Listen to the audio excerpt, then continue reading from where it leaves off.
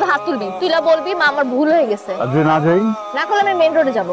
Main রোডে যাই আমি উল্টা হাঁটা শুরু করবো। এরপরে গাড়ি আসতেছে, আমার অ্যাক্সিডেন্ট হলো, আই ডোন্ট কেয়ার। দিতেছস আমারে? দিতেছি থ্রেট। তুই জানোস না আমি কি? আমি হইলাম লেডি অমিতাভ বচ্চন। जो बोल गया तो बोल गया। আমি অক্ষয় কুমার। जो मैं नहीं बोलता हूँ वो मैं डेफिनेटली। মা, আমার ধর্মের মা, আমার অনেক বড় ভুল হয়ে গেছে। আমি একবার তোমার দিকে একটুখানি তাকাইছিলাম, অনেক বড় ভুল করে ফেলছি। মা, তুমি আমাকে একটু মাফ করে দাও। বুঝলাম না ভাই। মাফ চাইতেছি না, মাফ করো। সরি ভাইয়া। সরি বলো না আপু, প্লিজ সরি বলো না। তোকে বলো, পিছনে টাপুকে দেখতেছো? হ্যাঁ, জোরে চিৎকার করে বলো ইটস ওকে ভাইয়া। তুমি টাকা থাকো আমার দিকে, যেন ওখান পর্যন্ত কথা যায়। বলো ইটস ওকে ভাই। শোন, 10 মিনিটের মধ্যে তুই যদি আমার সামনে আসোস তাহলে ভেরি গুড, আর যদি না আসোস তাহলে আসোস যেহেতু বিলটা দিয়ে দিস। কি রে রনো, কি হইছে তোর? রনো দেখে কি হইছে? আরে ঘর কি হইছে তোর? আরে কি হইছে বল না। বাইক থেকে পড়ে গেছি।